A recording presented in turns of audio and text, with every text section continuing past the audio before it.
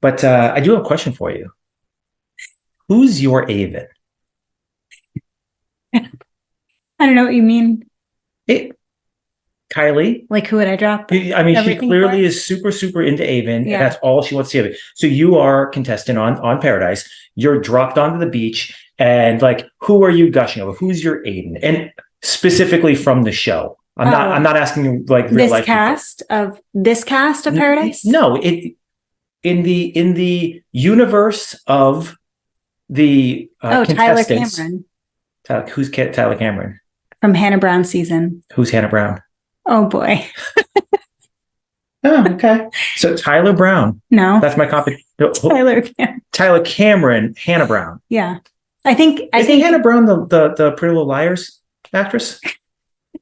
No, that's Hannah Marin. Oh, Christ. Getting all your TV confused. No, Hannah Brown, probably best Bachelorette we've ever seen. Tyler Cameron. You just said that about Charity. the Gifty. Charity, there you go. The what? Gifty. That's what my mother hired, a woman named Gifty, and it's kind of close to Charity. And so I get them confused sometimes. But yeah, Tyler Cameron. Tyler Cameron. Okay, I'm gonna look him up. See what he is. I think you might regret that. I'm not intimidated. By the way, do you think the Goldies get to go to paradise? You know, I hope they like eventually get their own. Season 29 of Bachelor in Paradise. Are we going to get like, a couple of, who are we looking at? It's Tyler Cameron. Oh, that's Tyler Cameron. I mean,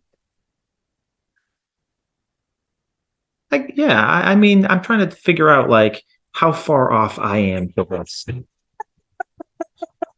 Like, I know I'm a little up from all the travel and everything like that. I know I've got 12 pounds to lose right now. But I feel like my hair is at least as good as his. No. You think his hair is better than mine? I love you, but no. There's some good abs. When I was in martial arts, my abs looked like those. He's got a weird belly button though.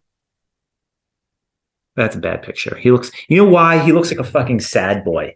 I love a sad boy. You love a sad boy. He looks like a sad boy. That's what it is. He's got those like sad dead eyes inside. Like he's just ready to just start crying. I love Connie Fisher. Yeah. How'd you end up with me? I'm the least sad person. Reality therapist perception. Bachelorette.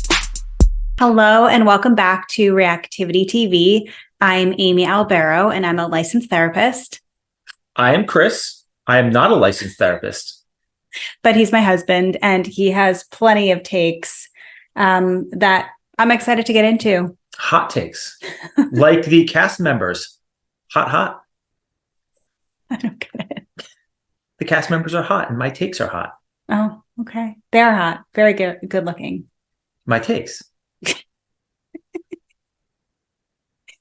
Anyway, so we are here talking about Bachelor in Paradise, episode 1. I don't know what season it is, but whatever. Here we are talking about.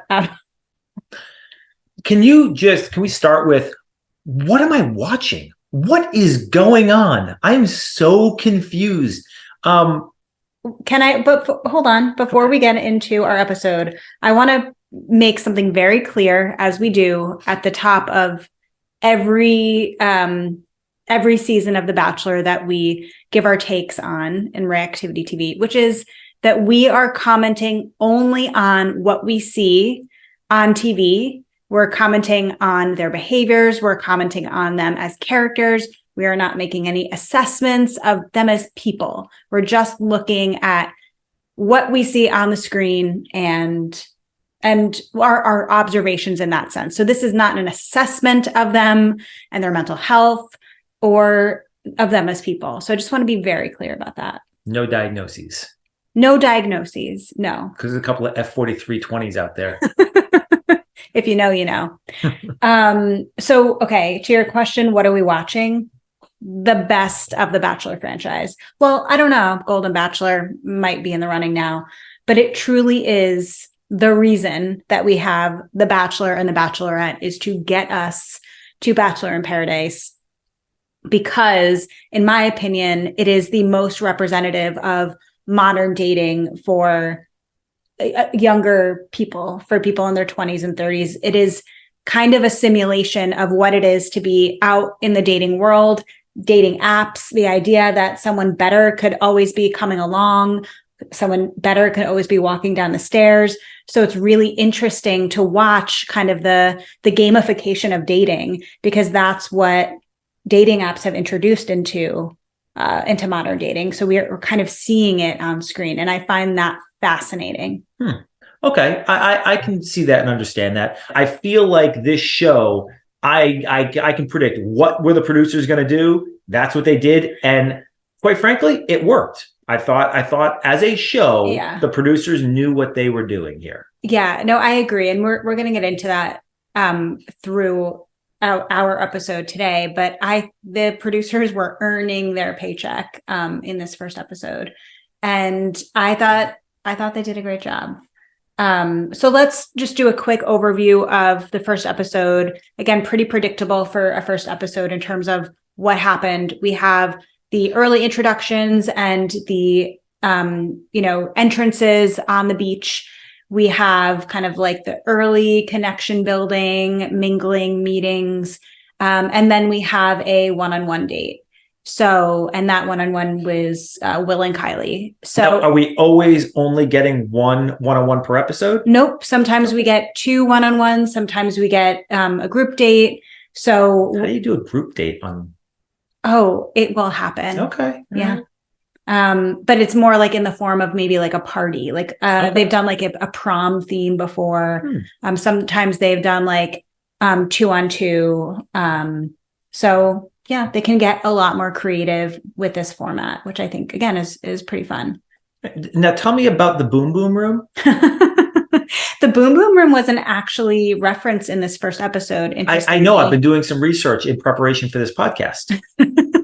And so it's the Boom Boom Room you want to know about. Listen, I don't say who my sources are, okay? Let me just say that the Boom Boom Room is the only room that has air conditioning. Are you required to make love when you're in there? No, but there is a camera in there. Oh, It takes a very different, very different style of show. Okay, interesting. But yeah, so the Boom Boom Room is a thing, and people typically have sex on the show or hook up on the show in that way, like off of the beach. And that's less common in The Bachelor, Bachelorette. Yeah, I mean, they give the illusion in The Bachelor, Bachelorette that like if there is like physical intimacy, that it happens on fantasy suite or overnight dates. But even then it's a little bit like wink, wink. Little chaste feeling. Yeah. Right. Okay. Where the show, you see, like they can get real wild. Okay. So let's talk about the introductions, the beach entrances. What stuck out to you? Who stuck out to you? Yeah. There were a couple of them I thought in particular, starting with Rachel. I was former Bachelorette. Yeah, I was confused by her response. It's like, hey, you're the first one here. And so it just seemed confused and like why and put off by that. And I don't understand what, like, is there a stigma going first? Is there like that, like, why? Like, I would be excited. Like, oh, I'm the first one here. Great. I get to go scope it out. I get to find my bunk. I get to like get the first drink. And I get to literally, I'll be here the longest of anybody. And I get to see everybody coming down. And they're like, there's so much advantage going first. What was the deal with her confusion and dissatisfaction? I know when we were watching, you were like, I don't get it. And it is kind of an interesting reaction because typically being first is like kind of an honor. Like it's kind of that's like, how I would take it. It's a big deal to be first. Like you want to be first. And so I don't know, my take on it was she really wasn't expecting it. I think she had said it feels like a lot of pressure. And again, the person who comes down first is typically someone who like lasts a long time. And so probably feeling the pressure to make a connection. Again, she's coming off of being the Bachelorette where there is so much pressure in that role to find a connection, for it to end in an engagement. And so I imagine there's like maybe a little bit of burnout there in like having the pressure of like holding the show together. So that was my take on that. How long has she been off camera? So where we are in the timeline as it relates to Rachel is we just had Charity season of The Bachelorette. Charity came from Zach's season of The Bachelor. Zach came from Rachel and Gabby's season. So Zach was Rachel's runner-up. So it's been like a full cycle. So yeah, she's had some time off camera. Okay. At this point. I got others to talk about, but who struck you as somebody interesting? I mean, we can't not talk about Brayden. Wannabe Johnny Depp. Oh, interesting.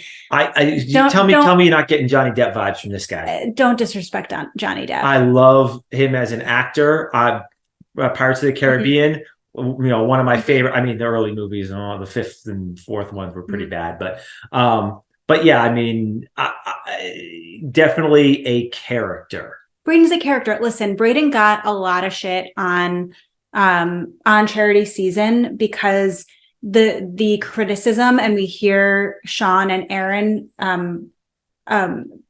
reinforce this or remind us of this criticism, is that Brayden didn't want to be there. No, that wasn't true. Brayden was kind of cautious about the whole situation and wasn't sure if the connection was authentic. And I appreciated that he was kind of upfront about it. He was not fake. He was himself. He was authentic, and he got some shit for that. And so I think the thing that I don't like about Brayden, that's not fair. The thing that confuses me or concerns me about Brayden is that there's like this try hard aspect of him. Like in his personality, he is who he is and he owns who he is. I feel like the clothing is a way for him to, again, we talked about this in part A, like show, don't tell kind of thing. Like, Brayden, you don't need to do all that. Like, I don't buy that you over accessorize in the way of a kimono, a wool hat on the beach, dangly earrings, and a scarf. Like, why do you need to do all of that? He tells us it's to disarm people or to initiate a conversation. And it's said as though and worn as though it comes from a place of confidence. Dude, have a little bit more confidence in yourself and your own personality and not use props to further a connection. Like, I think he's much better when he's kind of stripped down. He's a really interesting guy. Like, let your personality speak for itself and don't let all of those accessories need to do the talking for you. Yeah, I mean, if I'm on the beach and I'm looking for a buddy to hang out with, he's not it. The whole thing is too much for me. Mm-hmm. I don't like the earrings. I don't like the whole thing. Like, I agree with you. Like, I want to get to know you as a person, whether it's going to be a romantic, girlfriend, or whether or not it's just going to be somebody to hang out with, have a conversation with. And the whole thing is just too much for me. It's a distraction. It's distraction. It feels like a costume. It feels like you're just trying to hide behind something. And I want to get to know you, the person, regardless of what the setting is. And so, yeah, I agree. I mean, at first I was kind of like, oh, we got Johnny Depp. And then, you just realize that it just doesn't, I don't think it plays well. I think it's really interesting. The reactions and responses specifically from Sean and Aaron B. They really were not interested in seeing him there. They were shit talking him before he got there. It just was so demonstrative of insecurity. Aaron is an incredibly insecure guy. We saw that he leads with all this bravado and confidence, but the insecurity, the minute Brayden came down, his entire demeanor changed. Yeah. I mean, he was the first guy on the beach. All the girls on the beach, the three of them, all gave him high marks for being really nice and being sweet and being gentlemanly. And the second that there was another guy that he felt threatened by there, and it started with just showing up, and then it went on to when Brayden pulled Kylee. You saw that turn, and that was an ugly turn, and it was the ending didn't really put a lot of focus on it. But as a guy, if I've got a sister or a good female friend and I saw that turn that quickly, I'm telling that girl to run from that guy. That is some insecurity there that is going to have greater impacts on our relationship. Yeah, I think so too. And listen, we referenced this in part A, the cast members that like play the role of like the tattletale. That was Aaron B on Charity season. He was always going to Charity with whatever this and that is going on with Brayden. That for me is as a viewer a turnoff, and as a therapist, again, a sign of such insecurity and difficulty managing conflict and tension. And as a 30-year-old man, I would hope, or 30-year-old person, again, I don't need to gender it, as a 30-year-old person, I hope that you have conflict resolution skills. And if I am in the role of assessing if someone is a good partner for me or ready to be a good partner, that would be such a flag. Yeah. I completely agree. Who else stuck out to you?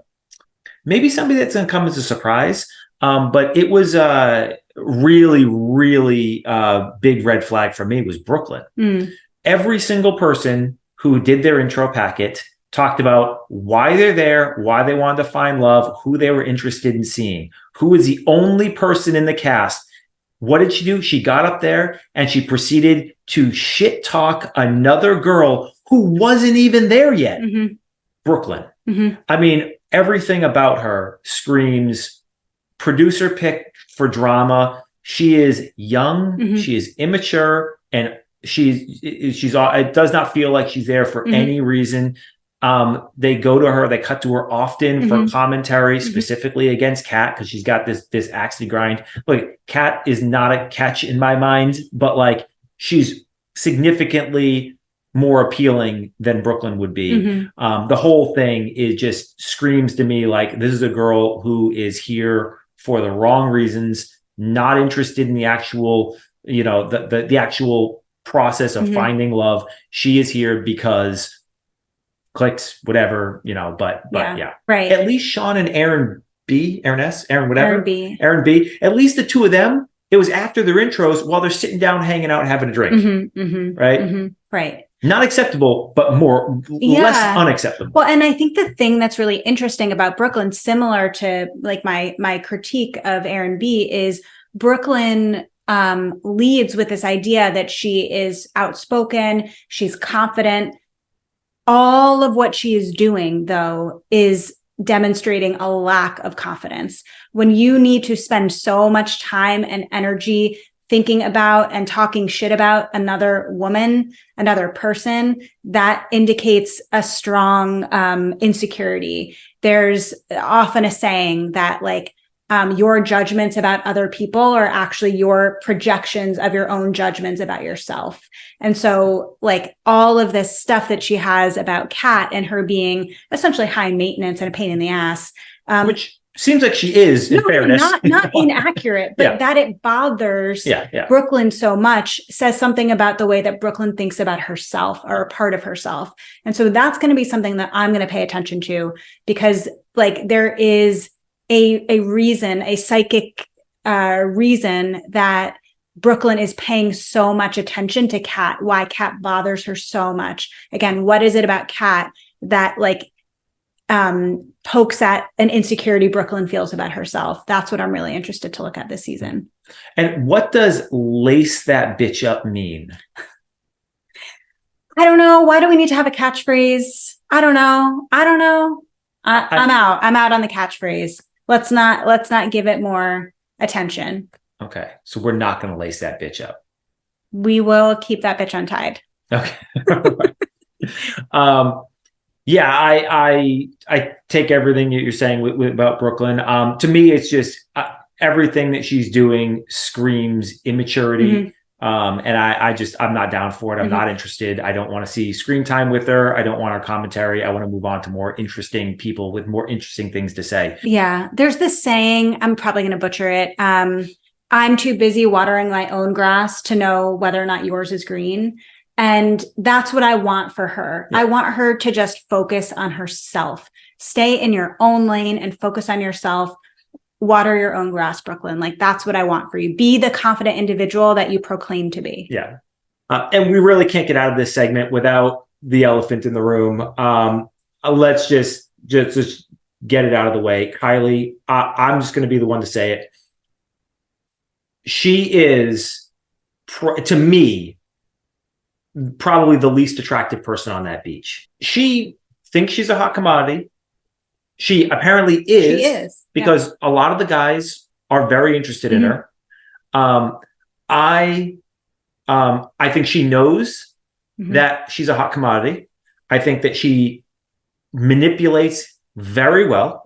I think that, well, I should say, I think she manipulates 20 and 30 something year old men well. Effectively. I think it's unbelievably transparent. And you know, every single time she's on camera, oh, I don't know what to do. It's like, no, you're smiling through the whole thing. You know exactly what you're doing. You know exactly what game you're playing. You're playing it extremely well. Nothing about her I like. Nothing about her I'm interested in. I understand that the producers love her because it set things for all the early drama in this episode. But yeah, I think she is has a very unattractive personality on top of a very attractive exterior. Yeah, no, I mean, listen, there's no denying she's objectively a beautiful young woman. Like she really is. And she annoyed me the entire episode. She was hard to watch. She grated on my nerves. In the way that last Bachelor in Paradise season, I could not talk about Genevieve every week because she annoyed the shit out of me. That's it for Kylee for me this season. I'm sure. I'm going to predict that right now. Kylee is someone who, as you said, was manipulative. The therapeutic way to view that is she was resourceful, that she was getting a need met. What that need is, I don't know, attention, affirmation, feeling desired, feeling chosen. That was what this was all about. And she was really effective in getting that need met. She was able to kind of play the game really well. She was able to garner the attention and affection of nearly every man on that beach. And when she felt like one man's focus was not on her, meaning Will, she was able to pull the strings to get him back in her view. And she did it well. She was very, very resourceful, very crafty. And so, yeah, I do believe that it was effective, but it was really coming from this deeper need and desire to be wanted, desired, sought after, chosen. She wants to secure that rose. And that's the thing that we can't ignore in this setting, is that there is a game happening here. There are 4 women going home. And so you want to do what you have to do to secure a rose. And so not all of these connections are completely genuine.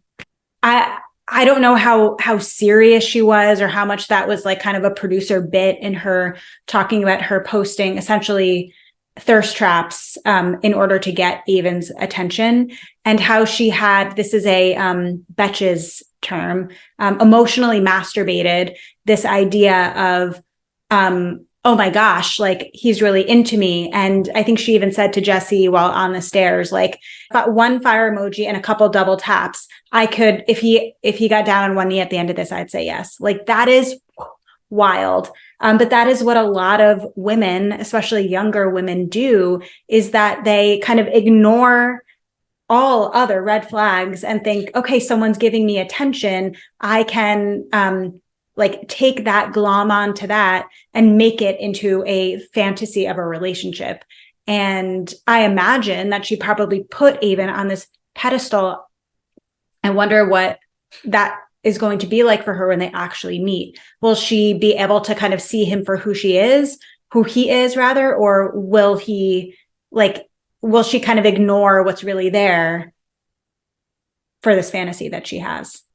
Yeah. So one thing I do want to bring up is I love how they daisy chained the, who did you want to be here? Oh, I want so-and-so and so-and-so. Okay, well, the next person is one of those. Yeah. And then who do you want to be here? And seeing the daisy chain. Yeah. And what I thought was very interesting was Kylee showed up in everybody's list. So she was the third or fourth person who was sort of in the intro. And she only talked about Avon. It was Avon, Avon, Avon. That's it. Period. And then even when she was on the stairs, when she was coming down, all she talked about was Avon. And I thought, and it was just one of those things where I said the producers have done a really good job, but there's also certainly a predictableness to it all, because there was no possible way that the producers would have set it up where every guy says they want to meet Kylee, and Kylee only says Avon, and Avon's not on the show. It's not that. That would have been such an unbelievable miss. All right, let's get into some of the early connections. There were quite a few. Again, so there's 7 and 11, 18 people. So effectively there are 7 possible couples, and then you could have a couple of triangles or quads. What would you say is the average number of episode 1 connections? I would say this felt a little heavy, but it's not uncommon for there to be some kind of like coupling up. I don't remember I don't recall if I remember seeing this much kissing like on night 1, but I don't really know. But it did feel like an overwhelming, like when we were rewatching the end, they were like, oh, that's a connection, and that's a connection, and that's a connection. It just felt like a lot. It felt, and it was a 2-hour episode. It felt like the first 90 minutes were the triangle, which we'll get into in a minute. And then as they're trying to wind down the last episode, it was just suddenly like just a boulder downhill of, okay, everybody else is going to get hooked up now. It was like a montage of makeouts. Yeah. And it was just like, what we just spent 90 minutes ignoring all of these other people. And now suddenly they're all coupled up. And I'm like, how, where, when, what, how did we get here? Right. So let's just go through them really quickly. So first we have Jess and Sean kind of chatting a little bit. And I guess they didn't really find one another that appealing either, because while that was kind of like a very early connection, or maybe Sean saw that as an early connection, Jess and Blake end up, and Sean and Rachel couple up. So the Rachel Gabby season was more recent, and that's actually probably the season that I was sitting next to you for the most. So I actually saw a decent amount of that season sort of like, tangentially. My feelings of her, and again, I only saw a little bit, but were that she was a wildly insecure human being, was not prepared for marriage, should not have been the Bachelor, didn't really seem to fundamentally know herself or understand what love is, or really what makes a healthy relationship. And I don't understand. Well, I understand why she was cast, because every moment with her was drama. That was again when Catherine and I reacted to Gabby and Rachel's season. That was our critique assessment of Rachel as well. Very insecure, not ready. Her insecurity was so prominent. I think her comparison to Gabby, like herself comparing her to Gabby, was very, very there. And so she just seemed not ready for marriage, not ready. Not even ready for a relationship. Never mind marriage. No, I think that's true. Now, have you seen a turn in what we've seen of her thus far? I think she seems a little bit more self-aware. She seems, one thing that I did want to know, was terrible in the Bachelor. I know it really was. And she got a lot of criticism, especially for not only for her behavior, but also for the way she was styled. And she just looked uncomfortable the entire time, physically uncomfortable in what she was wearing, uncomfortable in the role, just like, again, insecure, uncomfortable. And compared against Gabby, where Gabby seemed like she knew who she was, and she was a little bit quirky in her own right. And Gabby's a little older than Rachel, so that could have something to do with it as well, the maturity. But there was, again, that juxtaposition. It was we weren't there to compare them, but it's hard to not. They were set up to be compared, right? And Rachel, again, I had said at the beginning, we're really only commenting on what we see on the show. But one thing that's important to note, and Rachel's been very vocal about this, is that she more recently got a breast reduction. and she had talked about wanting to do that in order to feel more comfortable in her body. And we're seeing that already, I think, this season, that she just seems more comfortable, more at ease, more relaxed. Even the way that she kind of approached Sean, she just seemed like chill, like for her. And that like really shows like how much an impact not feeling comfortable in your own skin can have in your confidence. I know I've experienced that. I mean, think about all the times that we've been on vacation or just in life where I'm just like not feeling good in my body, and how that translates into our relationship or how I show up in life. And so that for me made me really happy to see. It seems like whether it's like Rachel feeling more comfortable in her body, coupled with maturity, coupled with, she had said she learned a lot from her season. We're really seeing growth from her. And I am rooting for her. I really am. Okay. I don't think I see it with Sean. Yeah, I don't see it with Sean. It's very clear that you know, and poor Sean, he seems like a nice guy. He's bland. He's trying really hard. He's putting himself out there, and every girl's like, he's nice, he's cute. No, pass.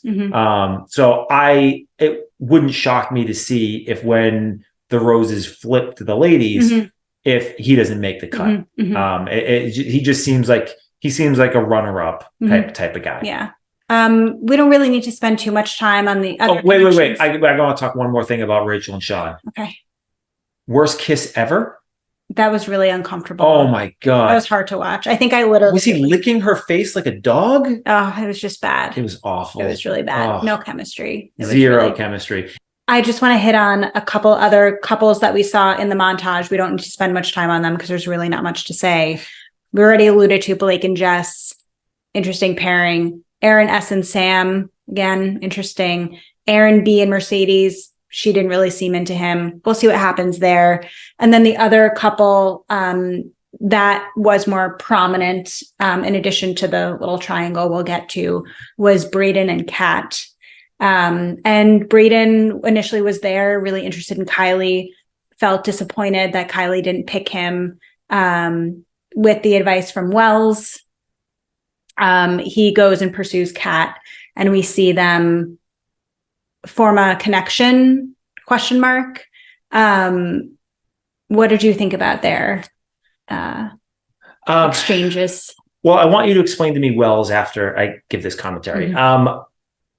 So Brayden's conversation with Wells, the bartender, was, if I were a woman, I would imagine that would have been a very large turnoff. It felt a little crybaby-ish. It felt very insecure. It felt then like now he's been given a little, you know, a little pep talk, you know, slap on the bottom, be like, get out there, you know, champ, go find yourself another girl. And he just goes on the hunt, and Kat just happens to be the one to give him any sort of response. And that's where he ends up. It didn't feel intentional. It didn't feel like he was particularly interested in her. Even in his face to camera, you know, the response was, oh, she's quirky and we're completely different. But hey, you know, like, she said hi to me, so here I am. It just, none of it felt romantic. None of it felt genuine. It felt like, I need to do something. There's a warm body here, and Kylee is on a date right now, so I got to do something else. Kat, I don't have a good read on her. I think it's what I thought was interesting, because I had some personal experience with a girl that I dated long before you, where the way she responded when he was like joking about like, oh, we'll go into the water together and stuff like that. The way she responded with that was such a turnoff to me. You know, where it wasn't just like, I really, you know, I'm nice, mature, like I really wouldn't like it. Let's not do that. And, you know, type of kind of response.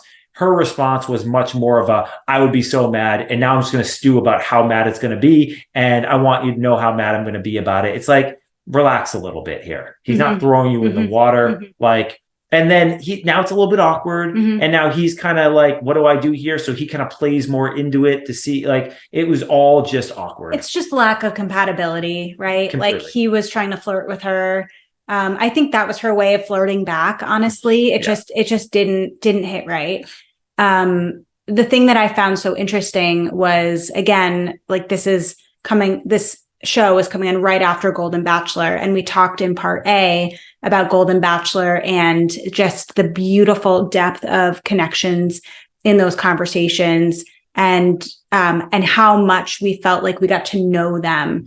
Then we flash forward to Braden and Kat sitting on the daybed. And what are they talking about? What's your favorite color? Oh, green? No, beige. Oh, wow. I was like, oh my God. I could see you looking good in beige.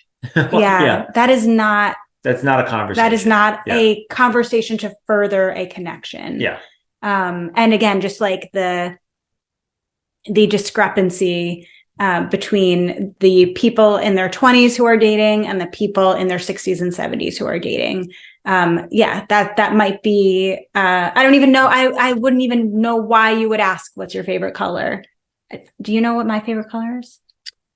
I think that when we first started dating, it was probably purple. And I think it's probably migrated from purple to maybe something like it could be either pink or blue. I'm going to go with, it started at purple when we first started dating. And I think it's migrated to blue. Where am I at? Really wrong. Really? Your favorite color is green, I think. Yeah, because geniuses pick green. That's true. I didn't make that statement. That's a true set. Wait, what is your favorite color? I like green. Purple was your favorite color at some point. I think that's true. Yeah, I just haven't asked you in 10 years. Because it doesn't matter. It's not a question that actually matters. That's true. Okay, should we get to the main event? Is it even a triangle? I feel like it's just like, I mean, Will would say no, it's not a triangle. I feel like Olivia would say yes, it's a triangle. All right, so let me just say, Kylee and Olivia are the two least attractive women on the beach from me, from my perspective. You're not talking physically. I'm talking about total package. Mm-hmm. They are the least attractive people. They would be the two that I would have the least amount of interest in. Can you maybe use a different word? Because I feel like attraction is not accurate. Is it more like least appealing? Sure. Yeah. These, if I'm on that beach, the two people that I have absolutely the least amount of interest in having conversations with, even simply being around, would be Kylee and Olivia. Okay. If I'm on that beach, the guy that I have the least amount of interest in being around is Will. Agreed. I don't understand how this triangle happens. So, I mean, obviously everybody's into Kylee, so Will is into Kylee. He has a good conversation with Kylee. First up, Kylee is not flirty and outgoing and all this other stuff. Olivia, he kisses Olivia, great. She set herself up for that by being fun and flirty and the whole 9 yards. Kylee is all upset that she didn't get a kiss. It's like, yeah, but like nothing about you screams like, hey, come and kiss me. Or that I'm into you. In fact, there's a lot of indications that she's not into him. Actually, the butt out hug, for instance, the ass out hug from Wedding Crashers. Well, and I didn't get the sense that she was really into anybody. No vibe with Aaron B, no vibe with Braden, no vibe with Will. Like there's no every single time she had a face to camera, Avon. Yeah. That's all she talked about. When we get her talking to the other girls, is Avon coming. That's all we hear about the whole episode. So Will and Olivia. Will and Olivia make perfect sense. They have very similar sort of personalities, affects. There's a lot of things about them where you just look at them and you're like, that is a couple that works. That is a couple that makes sense. That is a couple that could make it through this process. And Will, I think he's just a little bit, were they high on his own supply for a second there? This is a classic case of a 7 going after a 10 and not realizing that Olivia was dead right later in the episode when she said, Will is a placeholder for Kylee. Agreed. Olivia, as immature as she was dead right on her assessment of the situation. Kylee is not interested in Will at all. No, she's interested in Will being interested in her. Exactly. And ultimately, Olivia was the correct partner for Will. They have matching personalities. They look good together. They got I would say, same quality of character. They seem to have chemistry. They have tons of chemistry. I do want to point out, she was trying to stick her toes in his mouth. She played the whole rest of the episode. She did initiate that conversation. She led with that. Yep. And I don't know, it felt like such a random, like, shift into that part of the conversation. But no, that was her. There was a lot to be made of the toe sucking on the beach. Like, we heard about the toe sucking a lot. Why do you think it was such a like prominent character basically on the beach? I mean, I think it's day one. I think there hasn't been a lot of drama yet. There hasn't been a lot of other things to talk about. I think that if this is, a week or two later, it probably gets little to no airtime because a lot of other more interesting things have happened. This happens a lot in the news cycle where, sometimes it's just a low news cycle. And so a story that would get no airtime typically becomes like the biggest story around simply because no competition. And I feel like this toe sucking is because there was a lack of competition for other stories. Nobody else was really paired up at that point. It was the first kiss. I think the first kiss was meaningful to a lot of people. And it came alongside with that. So I think it was lack of competition and just sort of getting dragged along with the first kiss on the first day. She did. I mean, that was a sexual thing to lead with when you don't have much of a connection or foundation. And so like that you're leading with toe sucking within an hour or a couple hours of meeting with someone, I think probably could be cause for like, damn, things got like hot and heavy in their conversation really quickly. So I think there was that like, oh shit, we're going in on Paradise.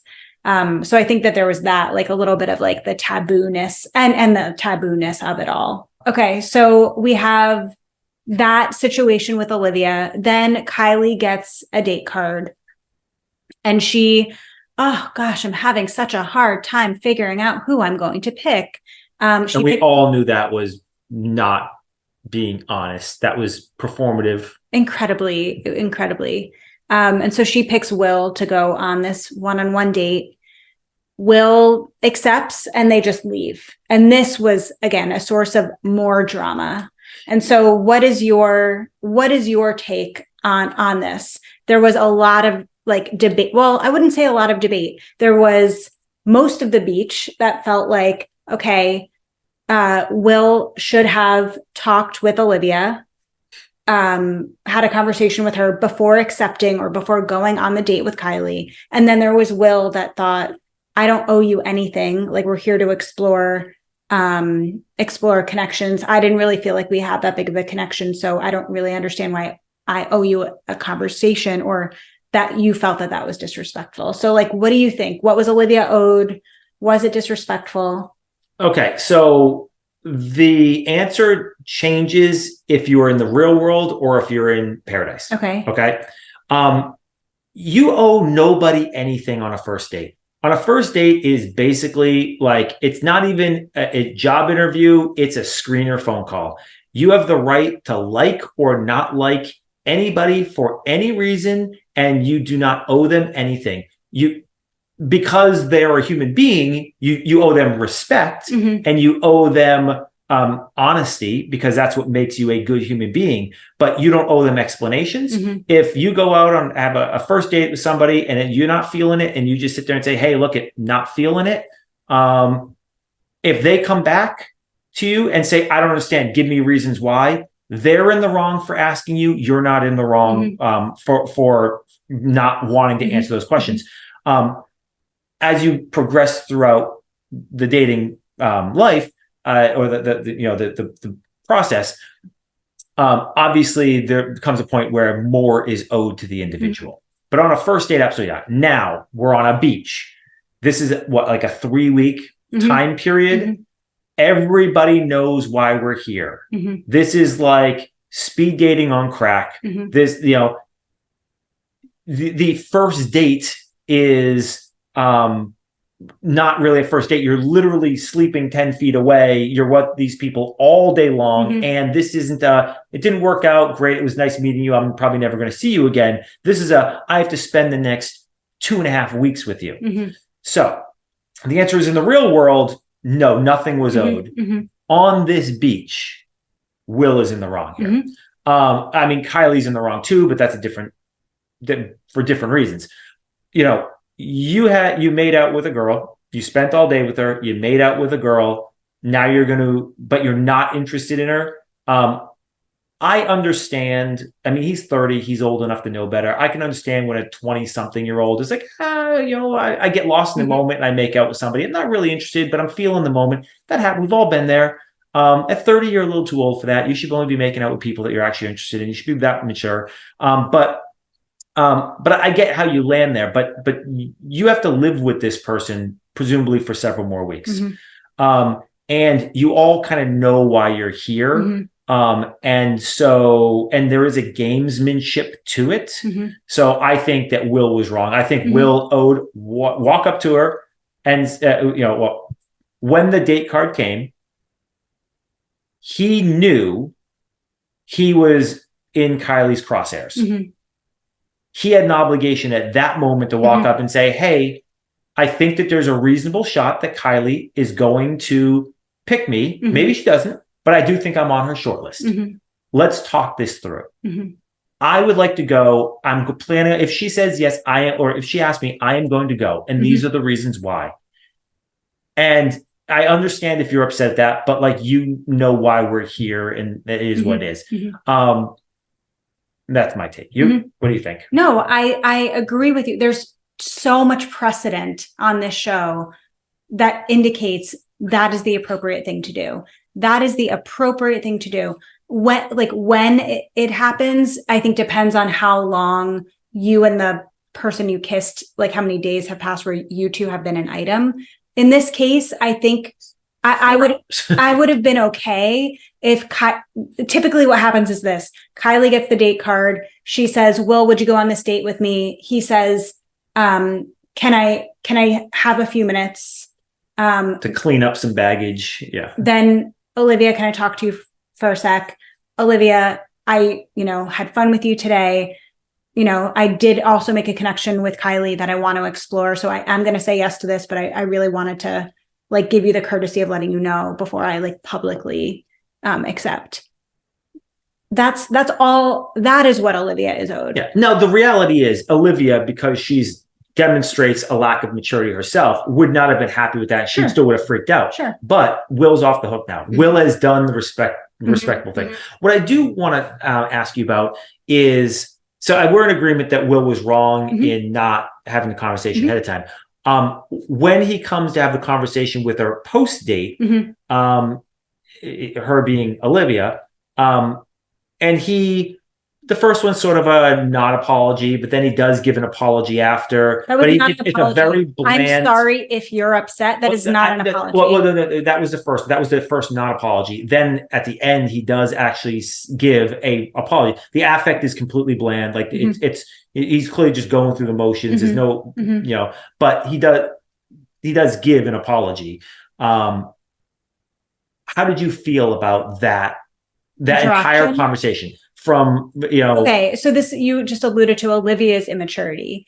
I'm fine. No, you are clearly not. And so if you have something to say it. And this is where I statements in communication are really helpful. I felt really disrespected when you spent the entire day with me and we formed a connection, and then you leave to go on this date and don't even acknowledge me. And then you ignore me all morning. That felt really disrespectful. I felt disrespected by that. My feelings were hurt by that. To own how you're feeling. It's so immature to say, I'm fine. I said I was fine. I'm fine. Like, just own it. And that is much more productive in terms of actually getting the other person to understand that they hurt you. That's what she wanted. She wanted him to know that he hurt her. So like, why not just tell him up front that he hurt you? Like, I didn't understand what that was about. Yeah, I thought there was a ton of pettiness. There was a ton of attitude, and it was getting in the way of any form of productive conversation. Like, he was trying to punish him, but she wasn't. But it wasn't. Well, he had no leverage to punish him. She was trying to find a way to punish him with no leverage, and that's part of the problem. Yeah, I thought that. I mean, the conversation came late. He should have had that conversation earlier, but it was important that he have that conversation. I understand that he was walking in there, presumably going into the Viper's Den, and a lot of that flat affect and stuff like that was probably a result of him being on the defensive, right? Because I think he knew that she was mad, and he knows that he screwed up. And so he was trying to have the conversation, not bring up too emotion, keep it all real level, try and get out of there with a decent edit. And which I think they both got edited pretty badly. I think they both looked really bad in this scene. That's not editing. That's what happened. That's what happened. Yeah. I think Olivia, for all of her immaturity, is dead on the insight here. I think she understands exactly what's happening. I think we all do. Do we even need to talk about Kylee and Will's date? Oh, in the fountain. That was my favorite part. I loved when he fell. I loved the instant replay. Well, what I thought was very insightful about that particular scene is how he responded. It was very clear that he didn't know how to come back from something like that. And I just feel like you're 30 years old. Like you've tripped and fallen in front of people before, I would think. Like, how do you not just pick yourself back up and be like, I fell into the fountain. While we were watching, I said to you, like, major ick. Like that was the ick for me. Yes, a little bit him falling, mostly because I just don't like him. But yeah, the recovery or lack thereof was like, like so unappealing. I wish he just owned it. He was like so like embarrassed, and it's like, yeah, dude, it happened. You were trying to do a nice thing. We're literally in water.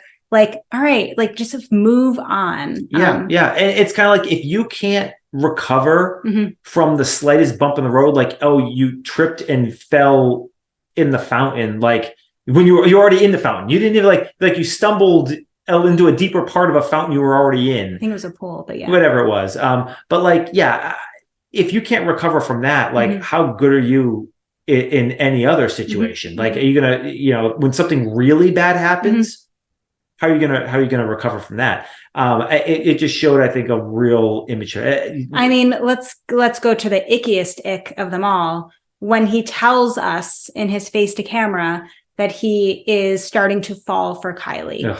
Go. My notes, I wrote down the notes. Will falls in fountain, then falls for Kylee. Yeah. I just can't. I can't. I mean, I have so many rants in the archives of reactivity TV around this like falling in love concept. I just can't. It's been a couple hours. No, you're not, dude. You're infatuated. She's hot and she's on a date with you. That's what you love. That's what you're falling in love with, is the attention that you're getting from this girl you think is hot. Okay? Like, let's just call it what it is. All right. So who gets your rose and who is your thorn this week? Or what? I should say, we don't necessarily need to limit it to people. So a rose and a thorn. I mean, my thorn, it's got to be Kylee. I just can't stand her at all. I think I just, for all the reasons I mentioned, I don't really have to get into it. My rose, Well, you give your thorn. while I My think of this. thorn, I don't want to say Kylee because you did. Stole it. Honestly, my thorn was the amount of times they showed Olivia's feet with the sand in them. It got a little much. It's like we got it. We yeah. Yeah. So that was my thorn. What was your rose? Rose. Oh. I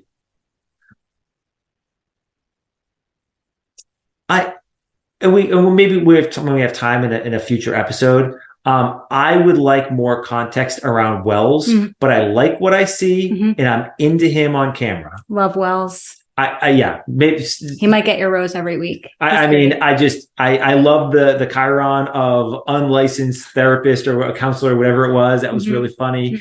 I enjoyed him every time he was on the camera. Me too. Yeah. I love Wells. Let's see. My rose, honestly, producers. You said this a few minutes ago, like the daisy chain of the intros. I just thought that was so well done. I loved the first couplings on the beach. I think the producers got my rose this week. They've done a great job in setting things in motion appropriately. Yeah. Right. Okay, I got another game for us. Grade the game. Okay. School letter grades. Okay. Not relationship, but how well they're playing the actual Bachelor in Paradise game itself in terms of making it to the end, getting a rose, manipulating their way through, whatever. So we'll start with the easy one. Will, A, B, C, D, F. I'll give him a D. I'm a D-. Yeah. I think he misplayed. I think he totally misplayed. Totally misplayed. He had Olivia the entire way. Yeah. Right. He could have taken her all the way. Yep. Absolutely. Totally. And I could actually see them as a couple. They make sense as a couple. Yep. Another easy one. Kylee. She gets an A. A. Absolutely A. Are we a school that gives A pluses? Sure. I don't like those schools. Who else? Braden. Braden, I'd give him a B plus. I'm in there. I was gonna say B. Yeah. I think he needed a little kick in the pants from Wells. Yeah. But he did pivot. Yeah. Who do you want to grade? Rachel. Oof. C. Really? C-. Oh, I'm more like an A-. Really? It's so obvious she's not into Sean, but she's doing what she has to do to get the rose. Yeah, but it's not like she's good. Like at least Kylee is. She doesn't need to be. She was the Bachelorette. She's like royalty down there. She just like has to put in minimal effort. Yeah, it must be nice to be a woman. I just nothing about it strikes me as she's doing what she needs to do. She did enough to get it done. Putting in no effort. I mean, Kevin, what the hell's his name? Sean. He has to know she's not interested in him. I think he has enough inflated confidence to believe that she's really into him. Okay. All right. So I guess we'll see what happens in week 2 of Bachelor in Paradise. If you're watching Golden Bachelor and you haven't watched part A yet, go check that out. But we'll see you next time. Bye. Bye.